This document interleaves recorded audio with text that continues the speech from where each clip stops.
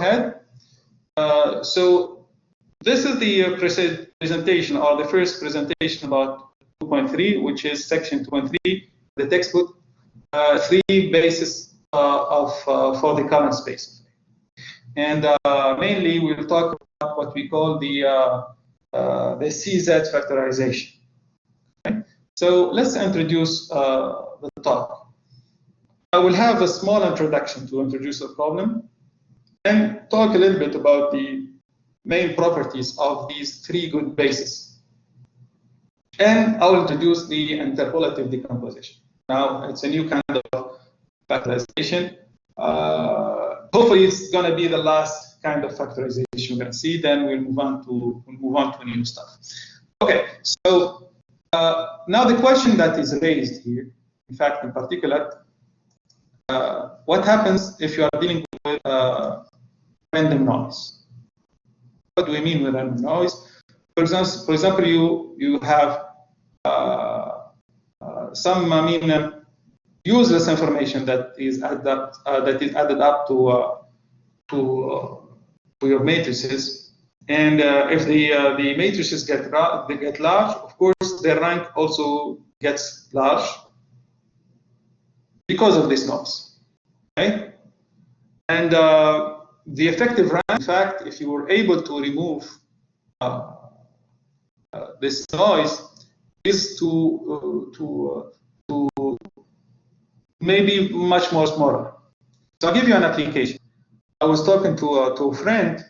He was working on the fact that there is a hot topic to talk about ranking university.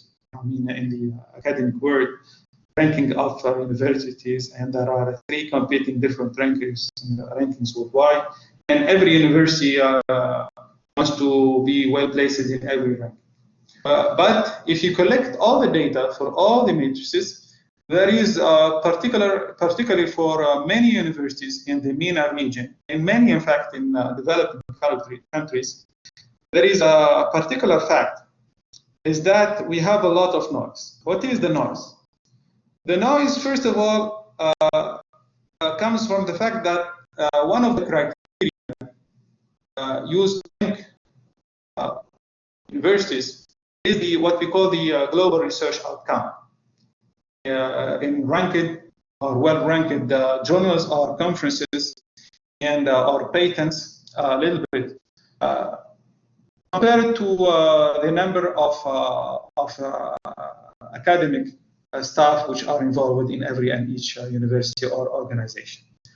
Okay, now if you take most universities in the MENA region or in developing countries, there is a lot of noise because, in fact, the effective rate of people who are really doing research is much lower than the rate in developed countries. Okay? For many reasons. One of the reasons is quite obvious, is that there is a lack of resources, first of all, to perform research experiments, and there is also sometimes a lack of incentive to perform, effective research. Okay, so you can consider that in good universities, 60 to 70% of the academic staff is really doing research, while it's not acceptable at all, for example, in developed countries. One other thing is that the percentage of admins in our universities is really high compared to other universities. So, and this is taken into consideration. So you see there is a lot of noise, and if you don't clear the noise, so for example, to compare globally, to compare universities in our regions to other universities, you should clear out this noise. What is the effective rate of people really doing research compared to, so let's compare what is, the outcome, the research outcome per active research faculty. So this is one of the points. Okay, so clearing this noise has some good effects, and the drawback or disadvantage is that once you have it, you are not able to do what we call to compute effectively ATA or A, okay? Because it just takes a lot of time. So in fact, the idea here is that we need good basis for the column space. So for instance, we can find a good combination of basic columns that comes near B. Okay? When you do that, for the single vector decomposition, we can compute accurate singular vectors. So, but generally, we cannot accept the idea that the first R independent columns of A, they do form a good basis for the computations. Okay? And generally, not something acceptable. The data doesn't come always sorted or ranked or ordered in order in ascending or in order of importance, let's say. Okay? So let's talk about the three good bases we did in data science. First of all, and the champion of all is what we call the singular vector decomposition, okay, which come from the SVDs, and basically those, as we've studied in their particular lecture, we said that these left singular vectors are very, very important, if you recall. Okay? So these are the champions, but one of their disadvantages is that they are quite costly to produce. Okay? The second one, which is which owes the silver medal, let's say, are the orthonormal vectors obtained from Schmidt factorization. Okay? Basically, here what is recommended is to use the pivoting version of the Gram-Schmidt factorization. It uses pivots, okay, which is the best part. And the last one, which we will start to see today, hopefully, talks about what we call kind of CR factorization. But these columns here, in fact, they directly come from A after some column exchanges. So it's not exactly the kind of CR factorization we've seen at the beginning of the semester. In fact, each choice for basis for the column space gives what we call the column matrix in a rank revealing factorization. Like, for example, for the SVD, the factorization yields a sum of rank 1 matrices. And if you sum them all, you already know what is the rank of your matrix A. So for instance, if your A matrix is m by n, in the CR factorization, the new CR factorization we're going to have m by r multiplied by r by n. Okay? So the rank appears somewhere. So for example, for the factors of A in the reduced SVD, the URs are our factors, and they multiply the sigma RVR. Okay? For the Gram-Schmidt factorization, the factors are in fact the columns in the Q matrix. Okay? And they multiply the remaining part, which is the R matrix, R which is of dimensions R by M. And in the pivoted elimination, which we will see, we have a CMR, C with the dimensions M by R, times a new matrix we call Z, which is of dimensions R by M. Let's see, now let's talk about the way to do this new factorization. Okay, so let's first of all talk about some properties of these two bases and how these properties they call for a new kind of factorization. So first of all, for the SVD, we remember that the left singular vectors we obtained U1 to U1 to UR are orthonormal, right? They do form an orthonormal basis. And it has also the extra property that the second factor, which is the sigma R, let's say, times Vt, it is quite orthogonal also, because the vectors, the Vk vectors here are orthogonal to each other. For the QR factorization, also the columns Q1 till QR are orthonormal. And the rows of the second factor are are not. But they are conditioned in a safe way, such that R is the upper triangle. Now, for the last part, now what we need is to make sure that the columns C1 till CR in U matrix C are well chosen, but they don't have to be orthogonal. In that case, both C and the second factor Z will be well conditioned. And this is achieved by what we call effective column exchange. In fact, C contains R good columns from A. And we'll see how to choose these good columns. So this way, we've introduced quite well this third factorization, which is A equals to C, and which we will call from now on ID factorization for interpolative decomposition. ID for interpolative decomposition, of course, compared to the SVD decomposition or the QR factorization. So the advantages of this new factorization is that the columns of C, they come directly from A. Okay? So you're picking columns of A, but in a smart way. But of course, we cannot ask too much, not the rows of C. Okay? So this will develop to become later on a CMR factorization. But here we are throwing the main ideas behind it. So later we will have what we call CMR with columns of A in C and rows of A in R. Okay, so once you form MR, it looks like Z. And an invertible, what we call between here, is a mixing matrix we call M to make the product close to A. And here are some important advantages of CZ compared to QR and U sigma VT of the SVT decomposition. The most important advantage is that A equals to CZ is supposed to take less computing time and less storage space, okay, which is very important if you're handling big data. Okay?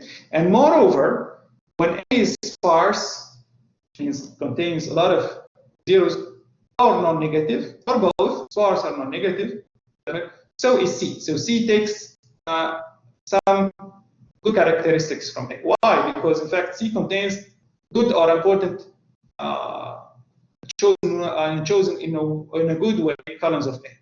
So when A is a matrix of data, columns kept in C have simple interpretations. So it's very easy to give an interpretation. Remember, one of the examples we had in one of the exercises we had in the last exam, when we asked for the closest matrix that could approximate A, one common mistake was to take the first submatrix obtained using the first singular vector. So it might not seem obvious for most people to this is the result of our limit. It's not obvious for most people to give an interpretation for these singular vectors or signal vectors. So when does this factorization happen? This factorization is right for large matrices when Z has small entries. Okay? So let's say every entry is an absolute value less than 2. So we'll see with this with two examples how it is done.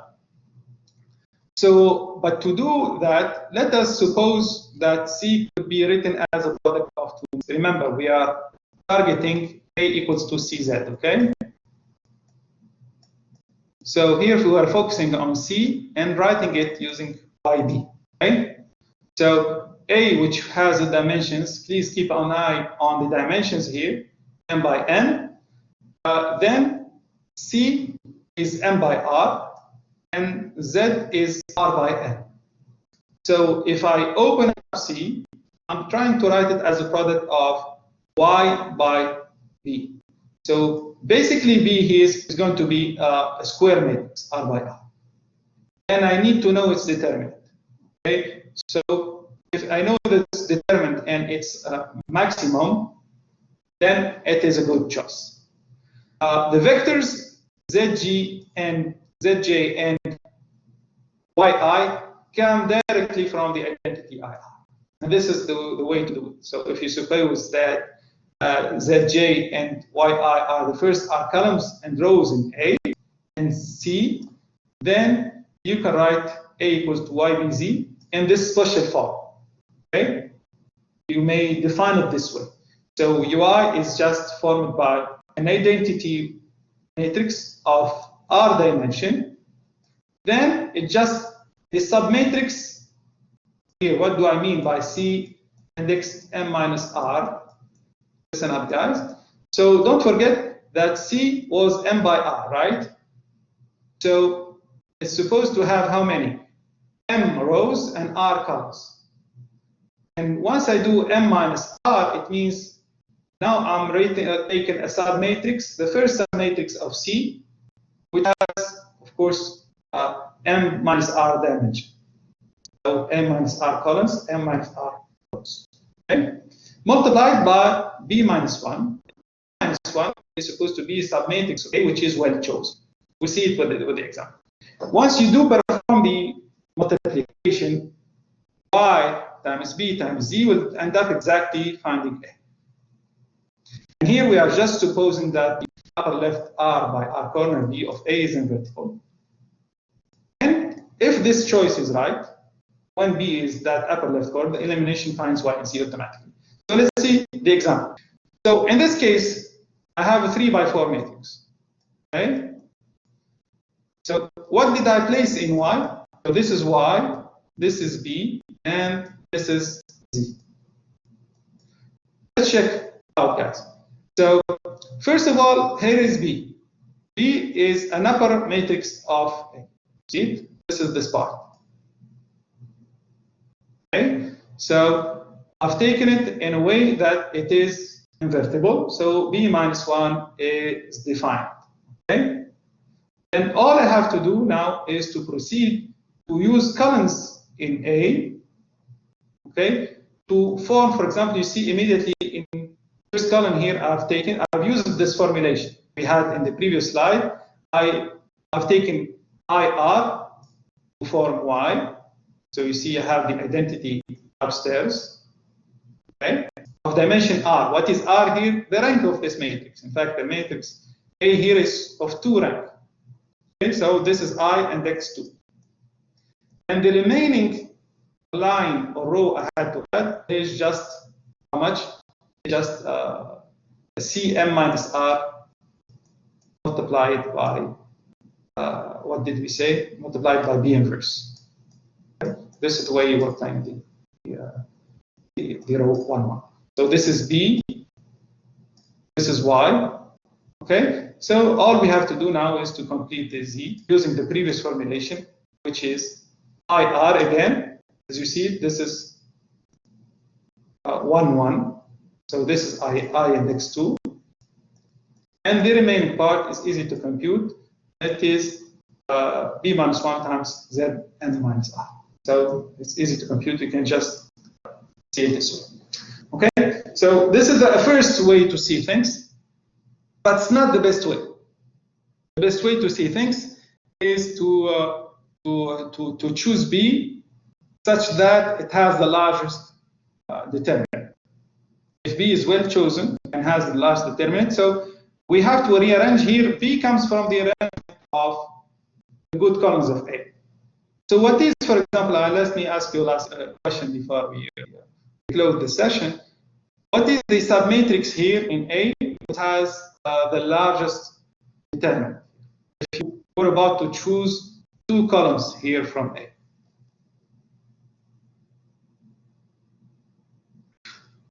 Here, for instance, yes, the first and the third columns. So if I choose the first and the third, I will obtain the B matrix would be 1, 0, 4, 2. Am I right? Yes. Okay, so this determinant, as you see, is 2 compared to the current determinant, which is 1. Okay? And if you try all other choices or other possible choices, you cannot beat. Okay? So this way, when you choose B with the largest determinant, the goal is to make the entries in Y and Z as small as possible. So the factorization works quite well. And this is, in fact, this is what is done in this example. They've chosen exactly this B, which takes these two subcolumns of A. It uses the B inverse to compute the last row in Y, okay, and to compute the remaining arguments. Okay, and this way you can see with this new factorization. So now I have Y, B, and Z, but this B is not any B, it's B max, the one which corresponds with the largest determinant. And there is a formula which we've seen before when I reminded you how to solve linear systems in case A is an invertible matrix, which we call the Cramer's rule. In fact, because with the proof of this method, in fact, you're solving for every column ZG, you're solving a system. Okay? So basically, you end up with finding each component Zij to be equal to the determinant of B, but where you should replace one of the columns B and define again by the determinant of B. Okay? You replace one of the columns of B by, in fact, the column J of Z n minus R. So it's just exactly the So I'll stop